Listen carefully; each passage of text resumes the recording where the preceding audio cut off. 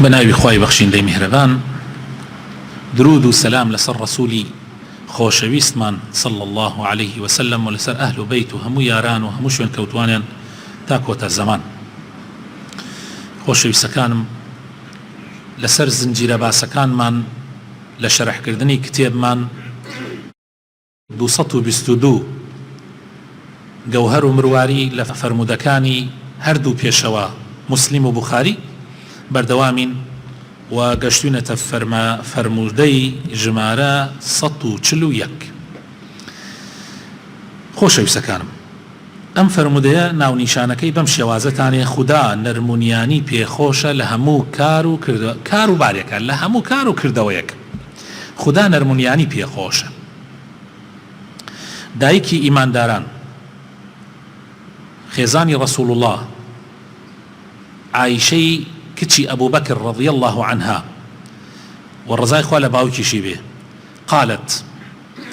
قال رسول الله صلى الله عليه وسلم: إن الله رفيق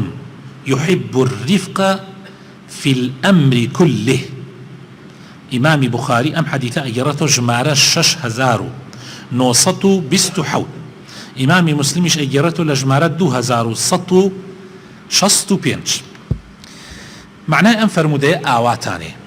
براسي خدا نرمونياني بي خوشة. خوي نرمونيانا خوا خوي نرمونيانا ونرمونياني شي بي خوشة لها مشتكة. خواي تعالى إن الله الرفيق، خواي تعالى نرمونيانا ويحب الرفق، ونرمونياني شي بي خوشة في الأمر كله، لها مكار باريكا. خوشة يسكانم لحديثي ترى هاتوا پیغمبر فرمین صلى الله عليه وسلم: ما كان الرفق في شيء إلا زانه، ومن تزع من شيء إلا شانه. يعني نرمونياني لهرشتك به إلا إرازينيت وجوانيك هاوصنجك، يعني تماشاك نرمونياني لهر، يعني حتى پیغمبر صلى الله عليه وسلم فرمي هموشتي نرمونياني لهر شتێکا بێ ئیلا ئەی ڕازێنێتەوە هاوسەنگێکە، لە ئاروولەنگیتیان ئایەڵێ نەرمونیانی. ما كان الرفق في شيء إلا زانه، ومن تزع من شيء لهر شتێکا نەرمونیانی دەرکەی إلا سبحان الله لەنگ ئەبێ، إلا شانه ناشرين أبي، إلا نابوتيك سبحان الله. تندو تيجي بخرا نيوان ناو حرشتك وتيه كده. خوي تعالى لقرآن بيروزا بالرسول أكرم صلواتي خوال لسر بيغمر به هر كاتنا وبيغمر بان هنا صلواتي لسر بدن خوش يسكن. رزيل أو كسي ناو بيغمر بيني والصلواتي لسر ندا، بخيل أو كسي ناو بيغمري لسر بيني لا بيني تناوي ناو تنالي صلى الله عليه وسلم. أم جاء الذكر يكبر دوام بوتا نسره يسي أمن لواني لما حاضرت 200 جار بلين بيغمري خواه صلى الله عليه وسلم، تو 200 جار عليه صلى الله عليه وسلم، يعني بيري ليه بكرو 200 جار صلوات لسر بيغمر عليه، يعني سير كم نية أمام خواه بيغمرك أفرمي صلى الله عليه وسلم. أفرمي: فبما رحمة من الله لنت لهم، سورة آل عمران. فبما رحمة من الله لنت لهم ولو كنت فظا غليظ القلب لانفضوا من حولك. خواه بيغمر فرمي صلى الله عليه وسلم: بالرحمة خواه تشيد تو نرمونياني برامبر بمسلمانا، أما الرحمة خواه يعني خواه الرحمي فيها كردوان نرمونيانا برامبر بتشي برامبر بمسلمانا. ولو كنت فظا غليظ القلب، أجر كسيكي درجو ضلرقو زبر بوايي خواه بيغمر فرمي صلى الله عليه وسلم لانفضوا من حولك. بخوانك 1400 ساڵە ملیار و نیمێ خەڵک شوێن تەکەوێ. شوێن کەوتەکانی پێغەمبەری خوا صلى الله عليه وسلم زۆرن. هەمووی هۆکارەکەی چییە؟ فبما رحمة من الله لنت لهم، لنت يعني نرم بووی بۆیان. ولو كنت فظا غليظ القلب درج بواي غليظ القلب يعني دل رقب والله يك نفر بدورتا ناما لن فضوا يعني بلاوي انا كنت كسب بدورتا ناما فرمتود زبر بدل رقبه درج بكسب بدورتا ناما بۆیە خۆشەویستەکانم نەرمونیانی لە هەموو شتێک جوانترە نەرمونیانی لە هەموو شتێک جوانترە قەت ناشێ مسلمان دیندار بێ زبر بێ و ڕق بێ بەرامبەر بە ئیمانداران ناکرێ نابێ خوای تەعالا لە قورئانی پیرۆزە لە سیفەتی پێغەمبەرە صلی الله عليه وسلم لە قورئانە لە سوورەتی فتحە لە ئاەتی ئەخیرە لە باسی پێغەمبەرە صلی الله عليه وسلم سرتاي آياتك أفرمي آياتي بسنو أفرمي محمد رسول الله محمد رسول الله أخوة أفرمي والذين معه أواني وهن لقل بيغمر شون بيغمر كوتون شون صفاتي شون أشداء على الكفار لكات جنگا برامبر بمسلمان شين رحماء بينهم يعني أبي إمام لبزي من بيك بيتو بمرينا سريكا لبزية بمرينا سريكا لبزية لشوني كتر هلا قرآن أخوي تعالى لباسي إيمان دارانا أفرمي أذلة على المؤمنين إيه ما أبي الزليل بين برامبر بيكتري يعني شون يعني أبي زور اعتيادية تؤسا حلصي غلط يا برامبر ممكن من يعني زليل يعني أما الشانازية مسهر برزية كمن برامبر بتو چون برامبر بباوكم برامبر ببرايكي قورم برامبر بدايكم منزل برامبر بمسلمانانش أبي إما جناح الذل من وينين بالمان راخين برامبر بيكتري أجر وانا بين برا أفوتين دجمن ظالم بسر معنا أبي إما يكشمان يك بقريب أبي يكمان خوش بوي فرمودي صنتو تشلدو آسان كاري ومجددان لروشت فرمان بيكراوكاني في غمري خوان صلى الله عليه وسلم أنسي كري مالك أن يرته بمن خوالي الرازي بيلا في غمري خواه صلى الله عليه وسلم عن النبي صلى الله عليه وسلم قال تماشاكن يعني تماشاهم حديثانا كالنازم قرآن وحديث همو يوايا بلام نمونه يجي كرد مثالي كي هي يعني هني كي بندي كي كردي بيشيناني كرد أليان مشتك نموني خرمانيكا يعني بلفظي كده خرواريكا يعني تماشاك أم حديثانك من باسيك أم مشتك لخرمانيك حمو إسلام آوايا خوش يسكانم عن أنس رضي الله عنه عن النبي صلى الله عليه وسلم قال يسروا ولا تعسروا بشروا ولا تنفروا إمام بخاري روايتك شستنو وإمام مسلمش هزار حوصته سيوچوار پیغمبری خواه صلی الله علیه وسلم چی افرمی یسروا ولا تعسروا آسان کار بن مسلمانان قرص کار مبن يعني دين آسان كان دين لسر خلق قرص ما كانوا تو سي سبحان الله حديثي كم نرمونيان بن خواه نرمونياني بيخوشة نرمونياني لهرشتك بيت جوانيكا لهرشتك داريك ناشرينيكا ليرة پیغمبر فرمي صلى الله عليه وسلم مسلمانان آمان آسان کار بن دين لسر خلق قرص مكانوا خوای تعالیش به خوش آسان به و آسانی بشيك لدين داريتي كوابو ام حديثا فرمي يسروا وشي آسان كار بن قرص كار مبن مجد درب راونر مبن بشروا ولا تنفروا مجد درب راونر مبن يعني دائما مجدبدا مجده كاكم بمجددان خلق ديابون او ديني خواه صحابيك يكتوز برنيوجي كرد نيوجاكي دريجو كردو بيغمري خاص الله وسلم فرمي إن منكم منفرين فرمي خلقانك تانهات يا خلق راونا على دين الإسلام بيغمري خاص الله وسلم فرمي إن منكم منفرين فرمي كسانك تانهي بالراسي خلق راونا أما طبعا لما زقوتي شهر همان شتا لمالي شهمان شتا لشويني ترش همان تو نابي الراي وخلق راوني نابي ببي تماعي أوي كوا خلق لدين بيزار بي ئێستت خێزانەکەت لە ماڵەوە غەڵەتێکەکە ژنەکەت غەڵەتێکەکە کوڕەکەت غەڵەتێکەکە کچەکەت غەڵەتێکەکە شتێ ناشەرعیەکە شتێ ناشەرعی جوان وایە تۆ بانگی کەیت و تێیگەینی کە ئەمە ناشەرعیە و طبعا بە ئوسلوبێکی خۆت بە ئوسلوبێکی زۆر جوان ئەمە ناشەرعیە و ئەگەر ئەمە بکەی بەڕاستی بۆ نەقیامەت بەیەکۆ ناوین خێزانە خۆشەویستەکەم تو ئەگەر سەر ڕوود بکەی تو ئەگەر ئەم گوناحە بکەی تو ئەگەر ئەمە بکەی عەزێتی دراوسەکان بدەی حەزەکەی لە قیامەتە من و تو بەیەکۆ نەبین ئاخر دوای خوا لە یەکماندا ئەبڕێ چونکە ئەم گوناحە بەرەو جەهەنمت ئەبا من پێم خۆش نییە حەزەکەم لەم دنیا ئێمە بەیەکەوەین لە قیامەتیشا بەیەکەوە بین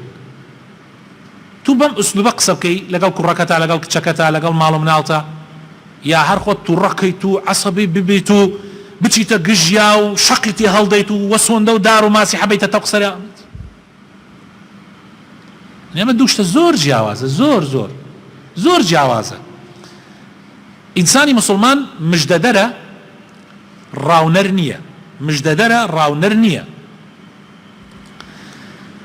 فرمودەی ژمارە 143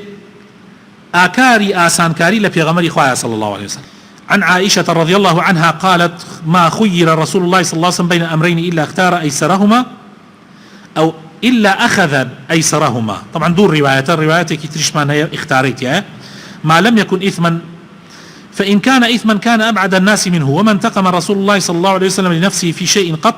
إلا أن تنتهك حرمة الله فينتقم لله تعالى بخاري 3560 مسلمش 2320 تماشا ام حديثه كان خوشوي سكانم دايك مان عائشه بما نجريته طبعا بو دايك عائشه زور بيشتكاني بيغمر او يجريته چونك او لقر يا ابو لما لا ابو حمو اخلاقي بيغمري بينيوا بو يزور بيجار حديثه كان او يجريته تماشاك افرمي بيغمري خاص صلى الله عليه وسلم هر كاتي مخير بكري الى لاين خواو لبين دوشتا امان اكيا امان اكي افرمي بيغمر صلى الله عليه وسلم راسا الروي كامل اسانه الريبو آسانك سير كان يعني پێغەمبەری خوا صلی الله عليه وسلم ئەم صفەتە جوانەکەن ئەگەر مخەیر بکرایە خوا سەرپشکی بکردایە لە بینی دووشتە ئەمەیان ئەکەی کەیفی خۆتە ئەمەشیان ئەکەی کەیفی خۆتە یەکێکیان بکە پێغەمبەر صلی الله عليه وسلم سەیرێکرد کامیان ئاساندا بۆ مسلمانان بۆ خۆی و بۆ مسلمانان ئەڕۆی ئاسانەکەیە کرد ئەگەر گوناح نەبوایە ئەگەر گوناحیش بوایە دوورترین کەس لە گوناح پێغەمبەرە صلی الله عليه وسلم سير كان براينا نيجي تراويح روجي كان بيغمر صلى الله عليه وسلم من رمضان هاد لما زقوت عن يجي كرت دوسيا مسلمان ديان لقل بيغمر عشان يجي كرت تراويح عن كرت روجي دوهم بيغمر إخوة صلى الله عليه وسلم تناو مزقوتوا بهمان شيوك وملكي زور لمسلمان يكتريان أقدار كردوا كبيغمر صلى الله عليه وسلم دنيا شوهاتو تراويحي كردوا بجماعات ديان سيري كرت شوار بينج رزقل كاتوا لەگەڵ یان نوێژیان کرد پێغەمبەری خوا صلی الله علیه وسلم بەرنوێژی بۆ کرد ڕۆژی سێم پەردەی ماڵەکەی لادا و هات وایە کرد سەیری کرد مزگەوت فوو لەیڵەی جمعەیە وەستا تۆزێ وەستا و گەڕایە دواوە نەهات بۆ نوێژی جەماعەت بۆ نوێژی تەراویح ڕۆی لە ماڵە نوێژی کرد بەیانی کە هات بۆ مزگەوت مسلمانان وتیان ئەی پێغەمبەری خوا ئەم شەو ئێمە خەڵکی زۆر هاتوبووین بۆ تەراویح جەنابەت بۆ نەهاتیت فەرمووی هاتم بینیشتانم بینیم چەندێ مزگەوت پڕ بووە لە ترسا گەڕامەوە وتیان ترسی چی فەرمووی ترسی ئەوەی خوا بتان بینێ بەو شێوە جوانیەت شەو نوێژیەکەن لەسەرتان فەرزی کە ئاەت بنێرێتە خوارەوە لەسەرتان فەرزی کە منیش حەز ناکەم بارێتریش بێتە سەرتان حتى أن يوجد فرز كانت بم حالة الراد دعائي كي ترش فرز بكرة سرتانا حزب لك فرز بكرة سرتانا تو أو خوايا ما شاكا باوك دايكي بالرحمش أوني في غمر بالرحمة أو يا ما بوعين أما فرز به فرزي كلا سريان ها هاي سمر مسلمان بقى سم بخوا بوي بكري أرزو أسمان كانت حرام لسر أم خلقه هل يصير دان شيء حرام مسلمان اگر شيخ وحلالي حرامي نكرد بيتو بك حرامي بكي زور خطر ام جادين قرصه بيتوا خلق ناتوانه برغي ناغري بس بيغمري خوا صلى الله عليه وسلم خوا مخيري بكردا يكسر اسانك يلا بجار نعروي قرصي قد حلنا بجار قد ام جا يكسفتي تري جواني بيغمر باسكا أفرمي عائشة أفرمي لحياتي يا بيغمري خوا صلى الله عليه وسلم لهموجيان يا بيغمري خوا صلى الله عليه وسلم لبر خاطري نفسي خوي طولي نكردو طولي هيج كاسيك الله أكبر كأمل هيج مروفيا كانية ما قال رسول الله يا نبي مەگەر لە پێغەمبەرەکانی تریشە لە عیسای عەلەیهی السەلام لە پێغەمبەرەکانە هەیە لە ژیانی پێغەمبەر صلی الله علیه وسلم تۆڵەی بۆ نەفسی خۆی نەکردوتەوە ئیلا مەگەر مەسائلی دین هەستی کردایە کۆمەڵێک گاڵتە بە دینەکەن یا مەسەلەن دین سووکەکەن یا بەرامبەر بە دین شەڕەکەن بەرامبەر بە حەقی خەڵک و مافی خەڵک و نیشتیمانی خەڵک داگیر دەکرێ ئەو کاتە پێغەمبەری خوا صلی الله علیه وسلم جیهاد لەبەر ئەوەیە جیهاد بوو ئەوەیە کە تعدا لە خەڵک نەکرێت جیهاد بوو ئەوە نییە تۆڵە لە خەڵک بکرێتەوە پێغەمبەری خوا صلی الله علیه وسلم لە ژیانیا انتقامی بۆ نەفسی خۆی نەکردووە یعنی نازانم ئیسە مرۆڤ بیری لێ کاتۆ ئەڵێ تو بڵێ ئەمە مرۆڤ بێ تۆ بڵێ ئەم پێ مرۆڤ نییە تحمل بکە خەڵک زوڵمی لێ بکات تۆڵەی خۆی نەکاتەوە ئللا پێغەمبەرەکان نەبێ بۆوان پێغەمبەرەکان نمونەن براینە نمونەی چاکین نمونەی ئەخلاقن نمونەی ڕەوشتن پێغەمبەرەکان قەت لەبەر خاتر نەفسی خۆیان تۆڵە ناکەنەوە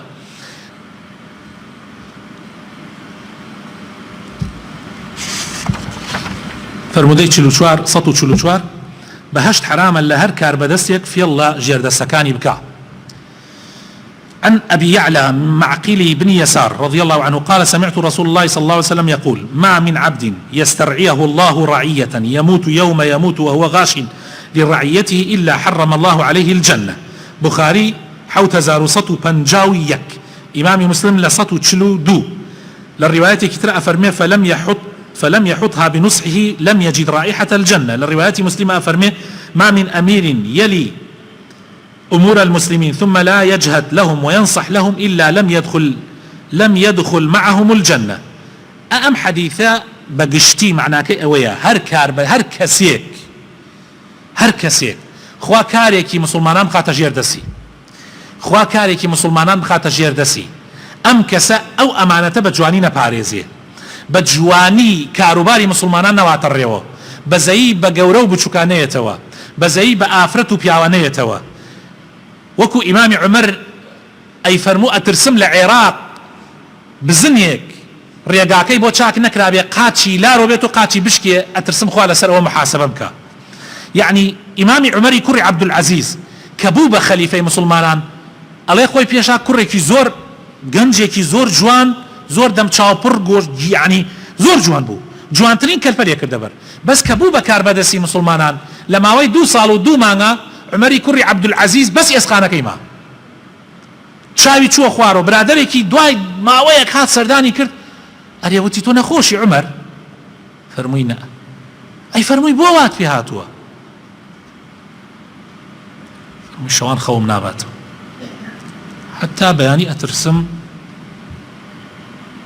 لەوەی کە حەق یەکێکم خوارد بێ مافی یەکێکم نەدا بێ مسلمانە پێویستی بە من بوو بێ و نەڕۆیشتمەتە دەمیا گەنجێک بەهۆی ئەوە من ڕێگام بۆی ئاسان نەکرد بێژن بێنێ تووشی زینا هات بێ کەسێک بەهۆی ئەوە کە فەقیرە و من نەمتوانی بێت بۆی دابین کە مرد بێ لە برسا کەسێک نەخۆشە و من نەمتوانێت دەرمانی بۆ دابین کە مرد بێت لە نەخۆشیە لە ترسی ئەمانە هەتا بەیانی بیرەکەمەوە ناتوانم خێزانەکە ئەیوت والله عمەر هەتا بەیانی وەک چۆن پاساریەک لە زستانە تڕ کرابێ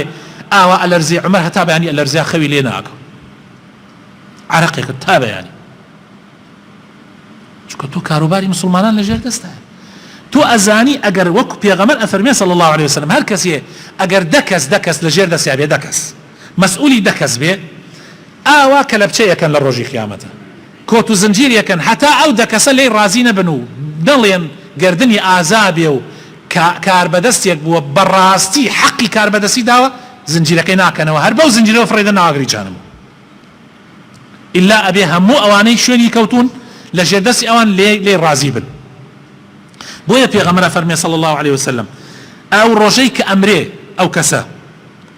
أجر غشي كرد بي أجر فيلي كرد بي أجر مال يعني خوارد بي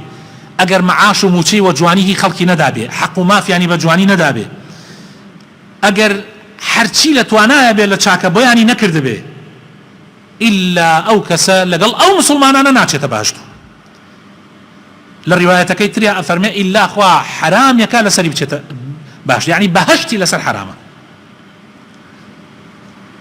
للرواية كيتريا أفرمي بوني بهشت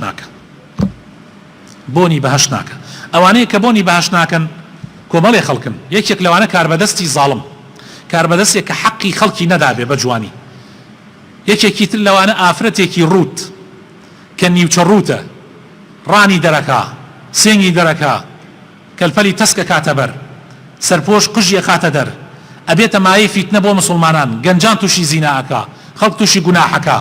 ئەو ئافرەتەشە بۆنی بەهەشت ناکە کە بەهەشت 500 ساڵە ڕێ بۆنەکەی ئەڕوا، ئەو بۆنیشی ناکە. آخر حديثي أم شومان دوورگرتن لە داواکردنی پلەپایە و پۆست لە دەوڵەتە.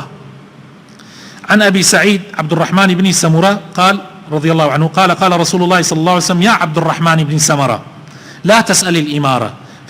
فإنك إن أعطيتها عن غير مسألة أعنت عليها، وإن أعطيتها عن مسألة وكلت إليها، وإذا حلفت على يمين فرأيت غيرها خيرا منها فأتي الذي هو خير وكفر عن يمينك. بخاري حوت 1146، مسلمش 1652. پیغمبری خوا صلی الله علیه وسلم فرمی ای عبد الرحمن کوڕی سەمورە سەحابەیەکە هەرگیز داوای فەرمان ڕەوایی مەکە، هەرگیز داوای پلەپایە و پۆست مەکە، چونکە ئەگەر درا بەسەرتا، ئەگەر خۆت داوات نەکرد بێ و دایانە سەرتا بەبێ داواکردنی خۆت، ئەوە خوا خۆی یارمەتیت ئەدا و سەرکەوتوو ئەبی ئینشاء الله. بەڵام ئەگەر خۆت داوات کرد و دایان پێت، ئەوە ئیتر ئەیداتە دەست خۆت، خوا یارمەتیت ناداتر کەیفی خۆت. ئەمجا فەرمی ئەگەر سوێنێکت خوارد لەسەر چ شتێ وتت نایکەم یان وتت ئەیکەم، شتێکی ترت بینی وات بە باشزانی ئەوە بکەیت و سوێنەکەت بشکێنی بیشکێنە، لەبەر خاتر سوێنەکە مەڕۆ شتە خراپەکە ئەو شتە بکە، بڕۆ ئەوە بکە کە باشترە و سوێنەکەت بشکێنە و کەفارەتەکەی بدە. بۆ نمونە تۆ سوێنە خۆی ئەڵێی لەگەڵ برایەک تا کێشەیەک هەیە لە بینتانە، سوێنە خۆی ئەڵێی وەڵڵی قەسەم بەخوا تا ماوەتر نایەمە ماڵتان، دوای زەمانێک وەمانە دڵت نەرمە بێت و ئەمانە دێن ئەڵێن کاکە با بڕۆین بۆ ماڵ، وەڵڵا من سوێنم خوارد، بەخوا سوێنم خواردە نایکەم، بەخوا تازە نایەم بۆ ماڵ. پێغەمبەری خوا صلی الله علیه و سلم فەرمێ سوێنەکەت بشکێنە بچۆ بۆ ماڵیان، دوای کەفارەتی سوێنەکەت بدە. کەفارەتی سوێنەکەش ئەوەیە نانی دە فەقیر بدە، 30,000 دینارە بیدە لای مەطعەمێک بڵێ بیدە بە فەقیر، با نان دە فەقیر بدە. یان ئەگەر نەبوو نانی دە فەقیرەکە 3 ڕۆژ ڕۆژوو بگرە، بەڵام بڕۆ کارە چاکەکە بکە لەبەر خاتر سوێنەکە مەیوێسێنە. بابی ڕۆینە سەر بەشی یەکەمی حەدیثەکە. عەبدوڕەحمانی کوڕی سەمەرە سەحابەیەکە حەزەکە ببێ بە کاربەدەست، هاتووەتە لای پێغەمبەری خوا صلی الله علیه و سلم و دیارە حەزەکە کارێکی بدەنە دەست. پێغەمبەری خوا صلی الله علیه و سلم نصیحەتێکە ئەڵێ عەبدوڕەحمانی کوڕی سەمورە داوای کاربەدەستی مەکە، ئینەها ئەمانە وئینەها یەومە القیامەتی خزی وەنەدامە. یعنی کاربەدەستی بەڕاستی ئەمانەتە، سپاردەی خوایە، خوا ئەو خەڵکە خاتە ژێری دەستی تۆ، ئەمر و کاروباری ئەو خەڵکە کەوتە ژێر دەستی تۆ، ئەمە ئەمانەتە لە ڕۆژ قیامەتە ئەگەر حەقی خۆی پێ نەدابێ سەرشۆڕی و نەدامەتە. بۆیە عەبدوڕەحمانی کوڕی سەمورە داوای کاربەدەستی مەکە، ئەگەر دایانە سەرتا بە زۆر، من بانگتم کردم عەبدوڕەحمان بێ ئەمە بکە، ئەگەر بە زۆر دامە سەرتا ئەوە ئیتر خوا یارمەتیت ئەدا، کە تۆ بە زۆر درابێتە سەرتا خۆت حەزت لێ نەکرد بێ خوا یارمەتیت ئەدا. بەڵام ئەگەر خۆت داوات کرد ئەوە ئیتر خوا یارمەتیت نادا، ئیتر ئەکەوێتە دەستی خۆت، جا قوڕ بەسەر کەسێکیش خوا یارمەتی نەدا. براینە زۆر گرنگە ئێمە ئەم حەدیثە بزانین، ئەمە فێرمانەکە پێشینانی ئەم ئومەتەی ئێمە بە زۆر کاروبارە دراوە بەسەریانە. باوەڕ ئەکەن هەندێک لە پیاوچاکان هەیە لە عولەماکان وا ئێمە ناویان ئەبیسین ئیسا وەک ئەستێرەهان بە ئاسمانەوە، ئەو ئیمامی ئەبوو حەنیفەیە، ئەو ئیمامی مالکە، ئەو ئیمامی ئەحمەدە، ئەو ئیمامی شافعیە، ئەو هەموو پیاوە مەزنە، ئەو هەموو پیاوە گەورەیە کە ئەستێرەن لە ئاسمانی ئیسلامە، ئەمانە هەمووی لە کاتی خۆیان بە زۆر داوایان لێکراوە بمن بە قازی نەبوون. جارێ دوان سیان کاربەدەست بانگیانی کردووە کاکە وەرن بمن بە قازی، بمن بە حاکم، ئێوە عالمن، ئێوە لە شەرع تێگەن، وتوانە نایکەین. هەتا هەندێکیان خۆشەویستەکانم ئیتر وا ناچار بووە حاکمە کاربەدەستی شارەکە وڵاتەکە وا ناچار بووە بانگی کردوتی کاکە وەڵڵاه گەرێبی بکەی، تێتی نایکەم، و تێتی وەڵڵاه گەرێبی بکەی نەیکەی ئەتکەمە سژن. تەسەوور ئەکەن تیانە هەبووە کریاتە سژن و جەڵدەیشی لێ دریانەی کردە. سە یوسف عەلەیهی سەلام، یوسف پێغەمەر، طبعا نابێتە نمونە بۆ ئێمە چونکە ئەو پێغەمەری خوایە، ئەو غەڵەت ناکا، ناخەڵەتێ، پێغەمەر خوایە. بەس یوسف عەلەیهی سەلام سەیری کرد وڵات تەفروت و نابۆتە ملێکە. کاتێ مەلیک ڕۆیشتە لای مەلیکی وڵات میسر ئەو کاتە سەیری کرد وڵات هەمووی تەفروت و نابۆتەوە یوسف عەلەیهی سەلام خۆی اقتراحی کرد وتی ئەگەر من بکەیت بە ڕەئیس وزەرا هەموویت بۆ سافەکەم هەموویت بۆ ڕێکەخەم هەموویت بۆ ڕێکەخەم اجعلني على خزائن الأرض إني حفيظ عليم. بالفعل يوسف حفيظ وعليم يشبه في غمر إخوة في غمر صلى الله عليه وسلم صحابي كنار كرديا كاربدست صحابي كنار كرديا كاربدست كابران رويشتو دواي قرايوا كقرايوا وتي أما هي حكمته أما أنا شب دياري دريات أخوم بدياري دراوة أخوم. رسول الله صلى الله عليه وسلم شو سر من بركة شو سر من بركة فرمي مسلمان مني زلامي كان يرمي كم بكار بدسيك بو إيشك بو كارك بكايد أما تشي ديت ويجي أما هي حكومته وأما هي هديه بو خوم باشا بونا الروي لمالكي باوكو دايك يدانشي تا باوكي لمالي باوكي هديه كي بو بيرن لمالكي دايك هديه ودياري كي بو بيرن ها أم درو دلسة چيه تو بناوي دەسڵاتەوە ئەمە دەستکەوتووە ئەو پارە و هەدیە پێچێدەن لەبەر ئەوەی لەلایەترۆ لێت بخۆن لەبەرەوەی لەلایەترۆ لێت بخۆن کاربەدەستی نابێ بەکاربێنێ بۆ مەسلحەتی شخصی و بەرژەوەندی شخصی. خوای تەعالی بەخاتر ناوە جوانەکانی خۆی ڕەحمان پێ بکە هیدایەتمان بدا نووری ئیمان بخات دڵەکانمان